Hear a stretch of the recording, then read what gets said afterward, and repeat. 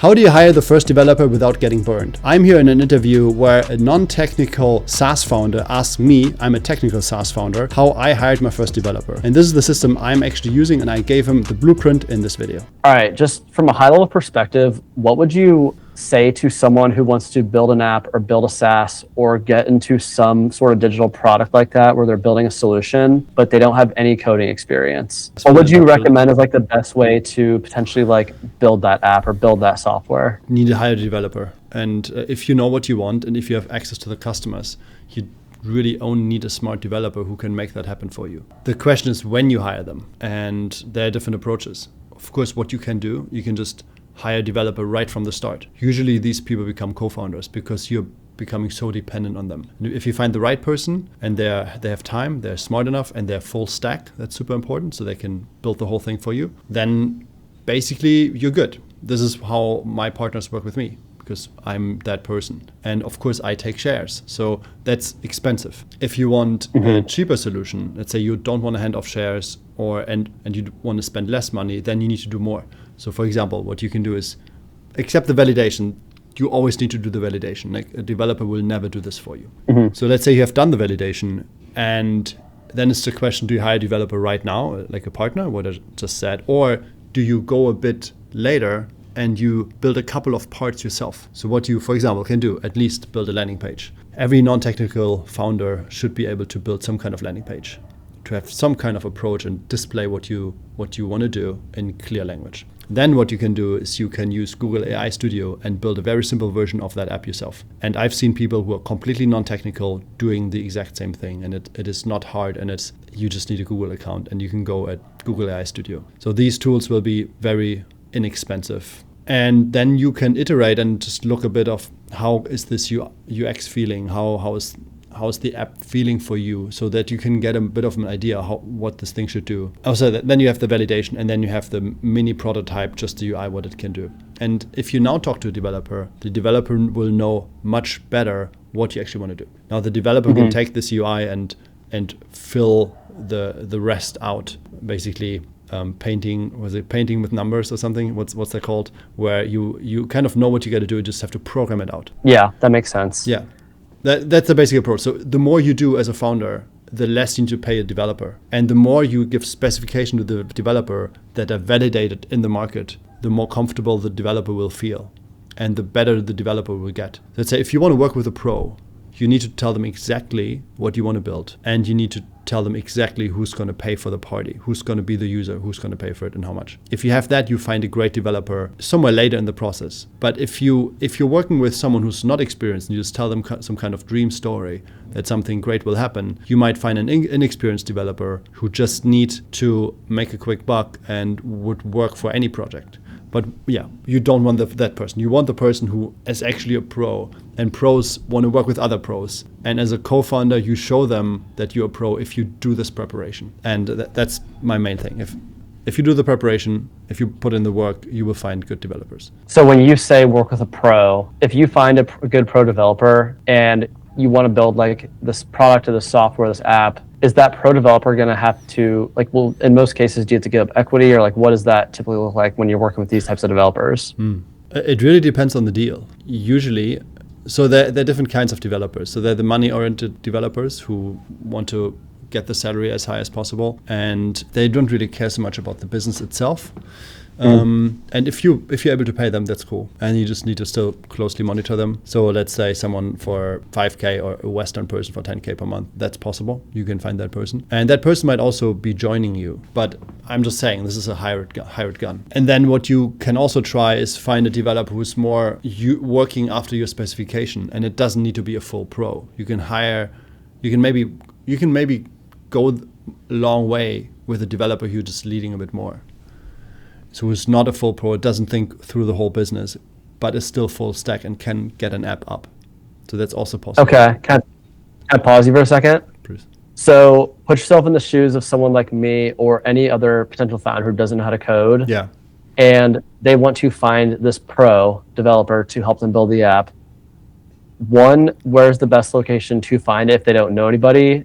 And two, like how do you recommend they prepare? Like what should they know about or be familiar with before they start interviewing, these pro developers.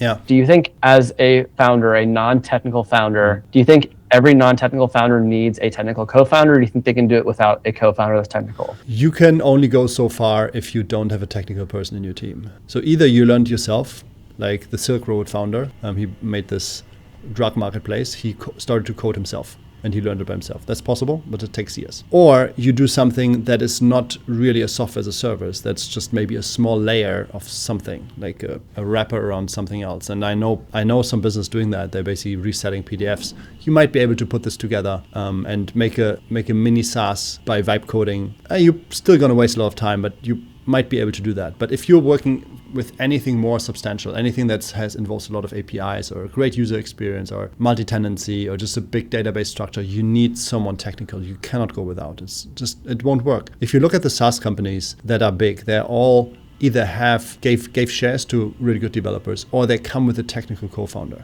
And if you look at MicroConf, Rob Walling, he talks about it all the time. He says most SaaS companies are founded by a technical person, and it's the clear reason. The technical person costs you $100,000 per year, so you can spend that money, or you can give out shares. What's your choice? Right? You can do it with an outsourced team that's cheaper than $100,000 per year, but then you increase the risk. Very low end in the US too.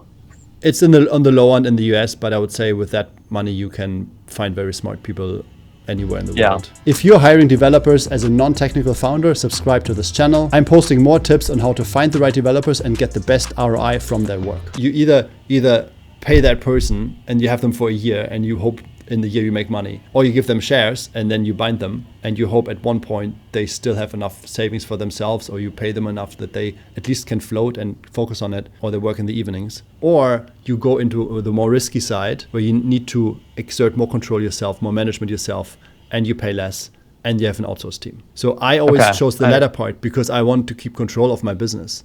And I didn't want to spend so much, because of course in a business what actually matters in the end is ownership and the profit margin, money that you take off the table in the end of the year of the month. So I always wanted to optimize for the latter part. That said, it's not something that just works out of the box. You need to figure out how to manage people in order to pay them less, right? In order to find people who are outsourced, who are somewhere else in the world, you need to have more management capabilities yourself. And that's the path that I chose. And right now I wouldn't, it is fine, it worked for me. And I give a management layer for some people that we hire out to other non-technical founders. We take that part and fix it. I wouldn't suggest people fixing that themselves. A lot of people get burned by cheap developers on Upwork. It's still a way you can try that, but you have to learn a lot and you have to probably spend a lot of learning money, that people say. Yeah, so I fell into those shoes a couple years ago, and I tried to build a SaaS as a non-technical co-founder, no technical partners or no CTO. I just hired a developer agency and developers overseas, burned a lot of money, wasted basically a year and a half of potential, growth and marketing from actually having the app there, and it just never came to what it needed to be. So to Till's point, you need to be really good at managing the devs or understand what's happening. And if you are not technical, you better really hope that you find a needle in a haystack, because it's going to be very difficult to find a developer that thinks not just on how to build it the right way, but also, from a business perspective and the infrastructure and really kind of sees the bigger picture. And if you're not technical, you're likely going to run into issues. So exactly. There's a lot to it. Yeah, you're in this process where the developer needs to do certain things, and that takes time. But you need to trust them to do the right thing while they're doing it. And you should look at it ideally every day and get some reports and test it.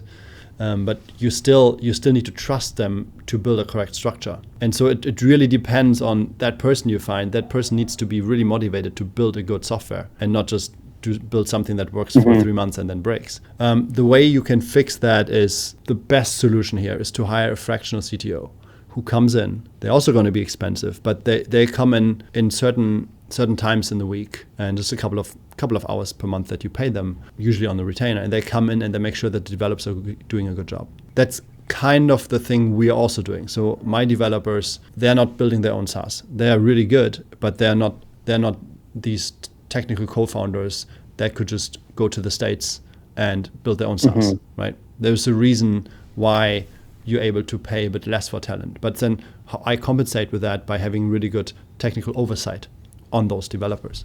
And that's why our developers are less expensive than you might find someone in the States.